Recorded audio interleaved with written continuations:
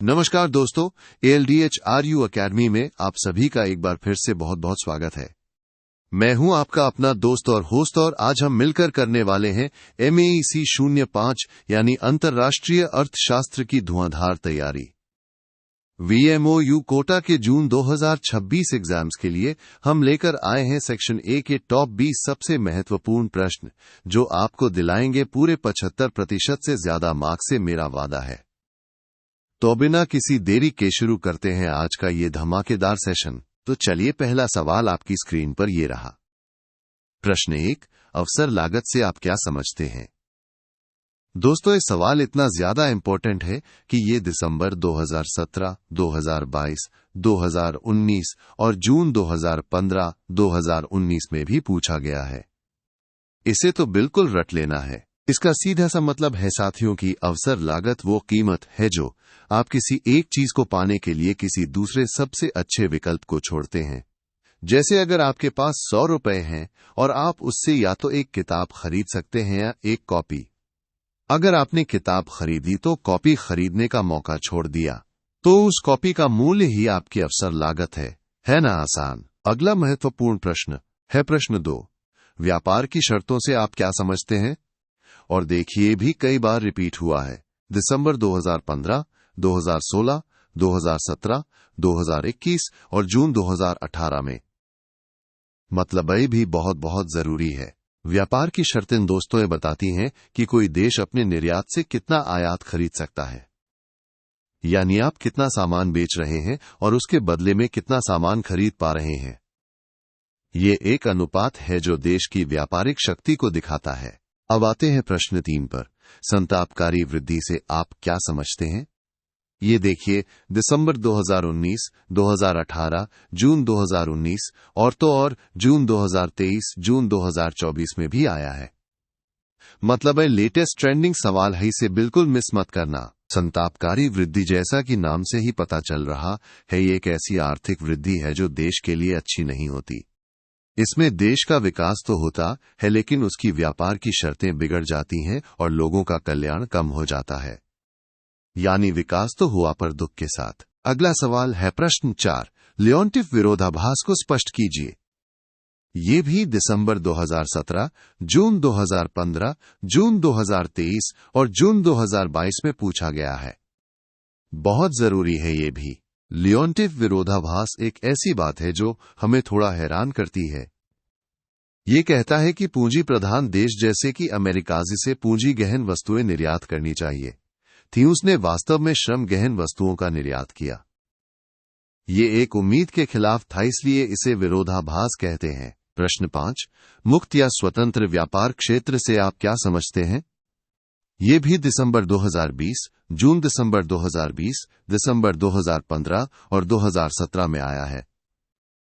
ध्यान से देखिएगा, स्वतंत्र व्यापार क्षेत्र का मतलब है दोस्तों कि कुछ देश मिलकर एक ऐसा एरिया बनाते हैं जहां वे आपस में बिना किसी टैक्स या रुकावट के व्यापार कर सकते हैं। लेकिन अगर कोई देश इस ग्रुप का हिस्सा नहीं है तो उसके साथ व्यापार करने के लिए हर सदस्य देश की अपनी अलग नीतियां और टैक्स होते हैं। यानी आपस में दोस्ती, बाहर वालों से अपनी शर्तों पर डील। अरे वाह दोस्तों, अगर आप भी चाहते हैं कि आपके 75% से ज्यादा मार्क्स पक्के हो जाए तो ये मौका हाथ से जाने मत देना। हमारी पूरी सब्जेक्ट गाइडेजेस में ऐसे ही और भी बहुत सारे महत्वपूर्ण प्रश्न और उनके आसान उत्तर हैं, वो PDF फॉर्मेट में उपलब्ध है। इसे अभी डाउनलोड करने के लिए नीचे डिस्क्रिप्शन बॉक्स में दिए गए लिंक पर क्लिक करें। ये आपकी परीक्षा की तैयारी को 4 चांद लगा देगा, गारंटी है। चलिए अब बढ़ते हैं प्रश्न 6 की ओर। निर्यात संवर्धन से आप क्या समझते हैं? ये भी दिसंबर 2020, जून दिसंबर 2020, जून 2015 और 2016 में आया है। बहुत जरूरी है ये। निर्यात संवर्धन का सीधा सा मतलब है दोस्तों अपने देश से बाहर भेजे जाने वाले सामान और सेवाओं को बढ़ाना। इससे क्या होता है? इससे हमें ज्यादा विदेशी मुद्रा मिलती है, जो देश की अर्थव्यवस्था के लिए बहुत अच्छी बात है। जितना ज्यादा निर्यात उतनी ज्यादा कमाई। प्रश्न 7, तुलनात्मक लागत लाभ का सिद्धांत क्या है? ये भी दिसंबर 2023, 2019, जून 2019 और 2017 में पूछा गया है। इसे भी अच्छे से समझ लीजिए। तुलनात्मक लागत लाभ का सिद्धांत ये कहता है कि हर देश को वो चीजें बनानी चाहिए जिसमें उसे दूसरों के मुकाबले कम अवसर लागत आती हो। यानी जिस चीज को बनाने में उसे सबसे कम नुकसान उठाना पड़े उसे वही बनाना चाहिए और फिर उसका निर्यात करना चाहिए। इससे सभी को फायदा होता है। प्रश्न 8, ऑफर या प्रस्ताव वक्र को परिभाषित कीजिए। दिसंबर 2018, 2022, जून 2017, 2016 में ये सवाल आ चुका है, तो ये भी आपके लिए बहुत महत्वपूर्ण है। ऑफर वक्र विद्यार्थियों एक ऐसा ग्राफ है जो दिखाता है कि कोई देश अलग अलग व्यापारिक शर्तों पर कितना सामान निर्यात करने को तैयार है और कितना सामान आयात करने को तैयार है। ये एक तरह से उसकी इच्छा को दर्शाता है कि वो किस कीमत पर क्या बेचना और खरीदना चाहता है। प्रश्न 9, विदेशी व्यापार गुणक का आशय क्या है? दिसंबर 2019, 2023 और जून 2019 में ये सवाल आया है। इसे भी अच्छे से समझ लीजिए। विदेशी व्यापार गुणक हमें ये बताता है कि अगर हमारे निर्यात या आयात में कोई बदलाव आता है तो हमारी राष्ट्रीय आय पर उसका कितना असर पड़ेगा। यानी अगर निर्यात बढ़ा तो राष्ट्रीय आय कितनी बढ़ेगी या आयात बढ़ा तो राष्ट्रीय आय पर क्या असर होगा। ये एक तरह से मल्टीप्लायर का काम करता है। प्रश्न 10, मार्शल लर्नर शर्त को परिभाषित कीजिए। ये भी दिसंबर 2020, जून दिसंबर 2020 और जून 2015 में पूछा गया है। बहुत ही महत्वपूर्ण सवाल है ये। मार्शल लर्नर शर्त एक बहुत ही जरूरी कॉन्सेप्ट है दोस्तों। ये कहती है कि अगर किसी देश की मुद्रा का अवमूल्यन किया जाए यानी उसकी कीमत कम की जाए तो व्यापार संतुलन में सुधार तभी होगा जब निर्यात और आयात की मांग की लोच का कुल योग एक से ज्यादा हो। अगर ये शर्त पूरी नहीं होती तो अवमूल्यन का फायदा नहीं मिलेगा। प्रश्न 11, मिल का विरोधाभास को परिभाषित कीजिए। दिसंबर 2020, जून दिसंबर 2020 और जून 2015 में ये सवाल भी आया है। इसे भी अच्छे से तैयार कर लीजिए। मिल का विरोधाभास ये कहता है कि जब कोई देश आर्थिक रूप से बहुत बड़ा और शक्तिशाली हो जाता है तो उसे अंतर्राष्ट्रीय व्यापार से मिलने वाले फायदे कम होने लगते हैं। ये थोड़ा अजीब लगता है क्योंकि हम सोचते हैं कि बड़े होने से ज्यादा फायदा होगा, पर यहां उल्टा होता है। प्रश्न 12, आयात प्रतिस्थापन का अर्थ बताइए। ये भी दिसंबर 2020, जून दिसंबर 2020 और जून 2016 में आया है। ये भी बहुत जरूरी है। आयात प्रतिस्थापन का मतलब है दोस्तों कि जो चीजें हम दूसरे देशों से मंगाते हैं उन्हें अपने ही देश में बनाना शुरू कर दें। इसका मकसद होता है आत्मनिर्भर बनना ताकि हमें दूसरे देशों पर कम निर्भर रहना पड़े और हमारी अपनी इंडस्ट्रीज को बढ़ावा मिले। प्रश्न 13, अनुकूलतम या इष्टतम प्रशुल्क को परिभाषित कीजिए। दिसंबर 2015, जून 2019 और जून 2022 में ये सवाल पूछा गया है। इसे भी अच्छे से समझ लीजिए। अनुकूलतम प्रशुल्क वो टैक्स होता है दोस्तों जो कोई देश आयात पर लगाता है ताकि उसे सबसे ज्यादा फायदा हो। ये एक ऐसी दर होती है जिससे देश का अपना कल्याण यानी वेलफेयर सबसे ऊपर पहुंच जाता है। ये एक बैलेंस बनाने की कोशिश है। प्रश्न 14, निर्यात आधारित विकास से आपका क्या अभिप्राय है? दिसंबर 2023, जून 2019 और जून 2024 में भी ये सवाल आया है। ये भी एक लेटेस्ट और बहुत जरूरी सवाल है। निर्यात आधारित विकास का मतलब है साथियों कि कोई देश अपनी अर्थव्यवस्था को आगे बढ़ाने के लिए अपने निर्यात को मुख्य हथियार बनाता है। यानी वो ज्यादा से ज्यादा सामान और सेवाएं दूसरे देशों को बेचता है और इसी से उसकी अर्थव्यवस्था में तेजी आती है और विकास होता है। प्रश्न 15, परेटो इष्टतमता को परिभाषित कीजिए। दिसंबर 2019, 2023 और जून 2023 में ये सवाल आया है। ये भी बहुत जरूरी है। परेटो इष्टतमता एक ऐसी स्थिति है दोस्तों जहां हम किसी एक व्यक्ति को और बेहतर नहीं कर सकते बिना किसी दूसरे व्यक्ति को नुकसान पहुंचाए।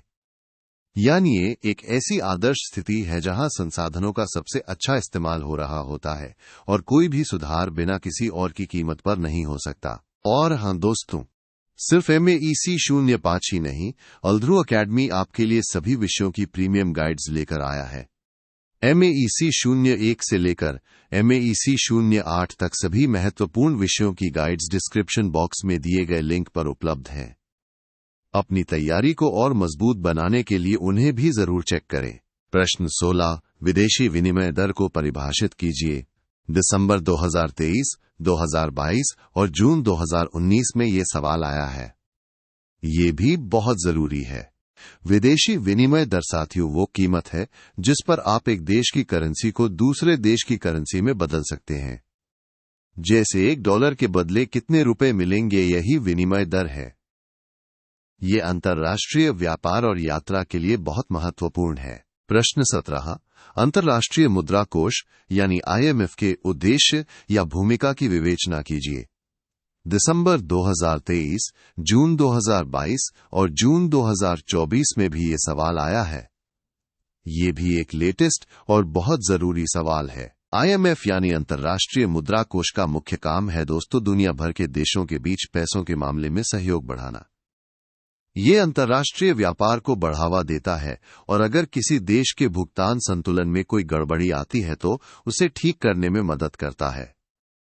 ये एक तरह से ग्लोबल फाइनेंस का चौकीदार है। प्रश्न 18, भुगतान संतुलन यानी BOP को परिभाषित कीजिए। दिसंबर 2021, जून 2018 और जून 2024 में ये सवाल आया है। ये भी एक लेटेस्ट और बहुत जरूरी सवाल है। भुगतान संतुलन दोस्तों एक तरह का रिकॉर्ड होता है जिसमें एक देश के लोगों और बाकी दुनिया के बीच एक तय समय में हुए सभी आर्थिक लेन देन का हिसाब किताब होता है। इसमें निर्यात आयात निवेश लोन सब कुछ शामिल होता है। ये देश की अंतर्राष्ट्रीय वित्तीय स्थिति का आईना होता है। प्रश्न 19, विनिमय मूल्य ह्रास क्या है? दिसंबर 2020, जून दिसंबर 2020 और जून 2015 में ये सवाल भी आया है। इसे भी अच्छे से तैयार कर लीजिए। विनिमय मूल्य ह्रास का मतलब है दोस्तों जब बाजार की ताकतों के कारण किसी देश की करेंसी की कीमत दूसरे देशों की करेंसी के मुकाबले अपने आप कम हो जाती है। यानी रुपये की कीमत डॉलर के मुकाबले अपने आप गिर जाए तो उसे विनिमय मूल्य ह्रास कहते हैं। और अब आज का आखिरी सवाल प्रश्न 20, गैर प्रशुल्क या व्यापार बाधाएं कौन सी हैं? दिसंबर 2017, 2021 और जून 2017 में ये सवाल आया है। ये भी बहुत जरूरी है। गैर प्रशुल्क बाधाएं साथियों वो रुकावटें होती हैं जो अंतर्राष्ट्रीय व्यापार में टैक्स के अलावा लगाई जाती हैं। जैसे आप कितना सामान आयात कर सकते हैं उसकी एक लिमिट तय कर देना या फिर कुछ खास क्वालिटी स्टैंडर्ड्स लगा देना। ये सब व्यापार को रोकने के दूसरे तरीके हैं। तो दोस्तों ये थे MEC 05 के टॉप 20 सबसे महत्वपूर्ण प्रश्न। मुझे उम्मीद है कि आपने इन्हें अच्छे से समझा होगा और ये आपकी परीक्षा की तैयारी में बहुत मदद करेंगे। याद रखिए मेहनत का फल सफलता है, इसलिए अपनी तैयारी में कोई कसर मत छोड़ना। अगर आपको ये वीडियो पसंद आया है तो इसे लाइक करना, अपने दोस्तों के साथ शेयर करना और अल्ध्रुव अकेडमी को सब्सक्राइब करना बिल्कुल मत भूलना। और हम बाकी सभी अपडेट्स और प्रीमियम गाइड्स के लिए डिस्क्रिप्शन बॉक्स जरूर चेक करें। आप सभी को आपकी आने वाली परीक्षाओं के लिए ढेरों शुभकामनाएं। Best of luck.